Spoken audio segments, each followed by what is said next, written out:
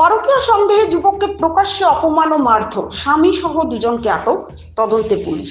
তেলিয়ামুড়া থানাধীন কৃষ্ণপুর বিধানসভা কেন্দ্রের লক্ষ্মীপুর গ্রাম পঞ্চায়েতের মহারানী এলাকায় শুক্রবার দুপুরে এক চাঞ্চল্যকর ঘটনার সৃষ্টি হয়। পরকীয়া সন্দেহকে কেন্দ্র করে এক ব্যক্তিকে প্রকাশ্যে অপমান ও মারধরের অভিযোগ উঠেছে এক স্বামীর বিরুদ্ধে। ঘটনাকে ঘিরে এলাকায় তীব্র চাঞ্চল্যের সৃষ্টি হয়েছে।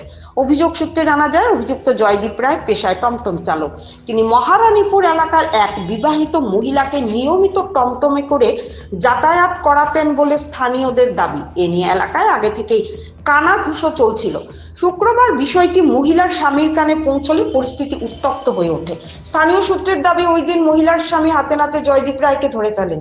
এরপর উত্তেজনার বশে তাকে আটক করে মাথার অর্ধেক চুল কেটে দেওয়া হয় এবং মুখে কালো কালি মাখিয়ে মারধর করা হয় বলে অভিযোগ। ঘটনাস্থলে মুহূর্তের মধ্যে ভিড় জমে যায়।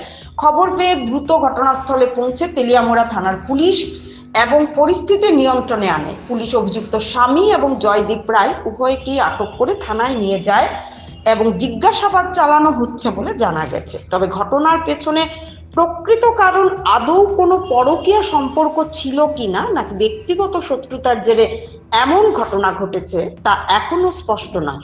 পুলিশ পুরো ঘটনার তদন্ত শুরু করেছে। ত্রিপুরা থেকে গোপাল সিংহের রিপোর্ট, আসাম প্রাইম নেটওয়ার্ক।